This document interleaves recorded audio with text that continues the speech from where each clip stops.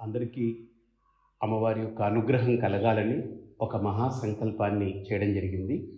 ఇది ప్రత్యేకించి సాఫ్ట్‌వేర్ రంగంలో ఉద్యోగస్తులకు కానీ, చిన్న చిన్న కంపెనీల ద్వారా సాఫ్ట్‌వేర్ రంగానికి ఎంతో సేవలందిస్తున్నటువంటి చిరు కంపెనీలకు కానీ, యాజమాన్యానికి కానీ వాళ్ళందరికీ కూడా పెద్ద కంపెనీలైనా బాగుండాలనే సంకల్పంతో ఈరోజు ప్రపంచవ్యాప్తంగా అన్ని రంగాలతో పెనవేసుకుంది. విద్య, వైద్యము, వ్యాపారము, వాణిజ్యము, వర్తకము, ఎగుమతి, దిగుమతి రంగాలు, ట్రాన్స్‌పోర్టేషను, రాజకీయము, క్రీడ, వినోదము, ఇలా ఒకటి కాదు అన్ని రంగాలతో ఈరోజు సాఫ్ట్‌వేర్ అనేటువంటిది, ఇన్ఫర్మేషన్ టెక్నాలజీ అనేది అల్లుకుపోయింది.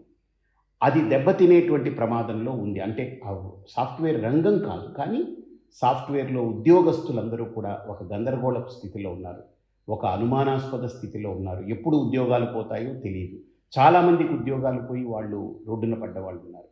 వాళ్ళ పరిస్థితి అగమ్య గోచరంగా ఉంది.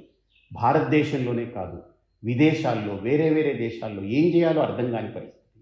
మళ్ళీ తిరిగి రావాలా? అక్కడే ఉండాలా? అప్పటిదాకా ఎలాగా? ఎలా నిలదొక్కుకోవాలి? కుటుంబాన్ని ఎలా నడపాలి? ఈ అభద్రతా భావన తొలగాలని, ఈ సందిగ్ధ స్థితి తొలగాలని నాకు ఒక మంచి ముహూర్తంలో ఈ సంకల్పం కలిగి, ఇది నేను ఉచితంగా ఏ రూపాయి మీరు చెల్లించొద్దు, ఇది డబ్బుతో చేసేది కాదు, ఇది నా మంచి మనస్సుతో, నా బాధ్యతగా మీరందరూ బాగుండాలనే సంకల్పంతో ఇది ఒక అడుగు ముందుకు వేసి చేసేటువంటి ఒక తపస్సు, ఒక అనుష్ఠానం. మీ అందరి క్షేమం కోరి చేస్తున్నాను. కాబట్టి నేను ఎలాగైతే మీ గురించి కోరుతున్నానో, మంచి కోరి చేయాలనుకుంటున్నానో, ఇది విన్న ప్రతి ఒక్కళ్ళు కూడా ఇది కేవలం సాఫ్ట్‌వేర్ రంగంలో వాళ్ళకి మాత్రమే అదే సంకల్పం చేయబోతున్నాము.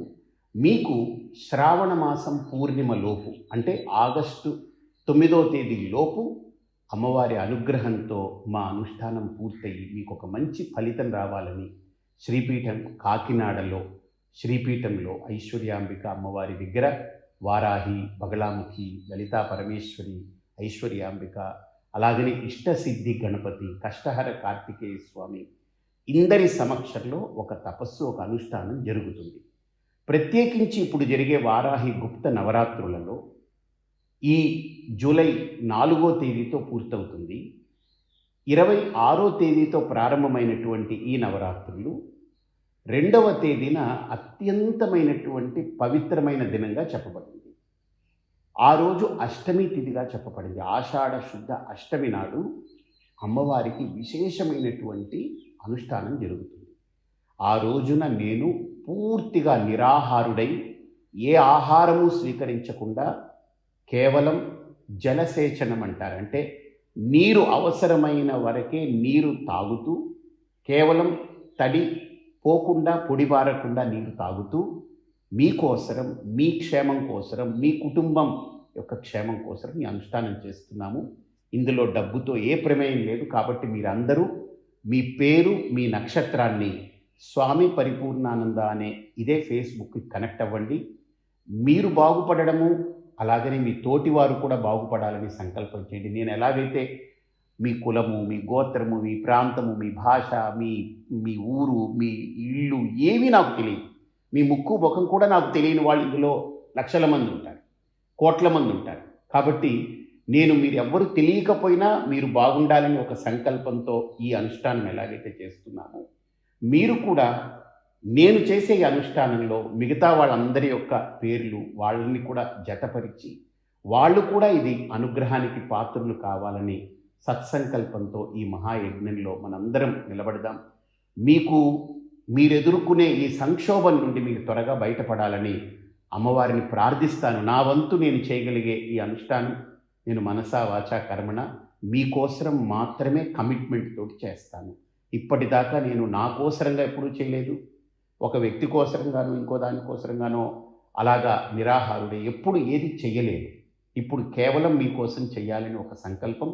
ఈ సాఫ్ట్‌వేర్ రంగం అనేది చాలా కీలకమైంది. అందులో నమ్ముకున్నటువంటి కోట్లాది మంది ఉద్యోగస్తులు బాగుండాలని, అలాగనే కంపెనీలు నిలబడాలని కోరుకుంటూ మీ అందరికీ 2వ తేదీ చేయబోయే అనుష్ఠానానికి మీరు 1వ తేదీ లోపే, 1వ తేదీ సాయంత్రంలోగా మీ పేరు మీ నక్షత్రాన్ని త్వరగా నమోదు చేయండి. అలాగే మీ వాళ్ళందరికీ ఇది ఎంత త్వరగా సర్క్యులేట్ చేసి వాళ్ళ ద్వారా ఈ ఫేస్బుక్లో నేరుగా వాళ్ళే ఇంటరాక్ట్ అవ్వాలి. ఒక్కళ్ళు నలుగురిది ఇచ్చేయడం అలా కాకుండా ఎవరికి వాళ్ళు ఇంటరాక్ట్ అయ్యి ఫేస్బుక్లో వాళ్ళే వాళ్ళ పేరు నక్షత్రాలు పెట్టండి. మాకు ఈజీగా ఉంటుంది.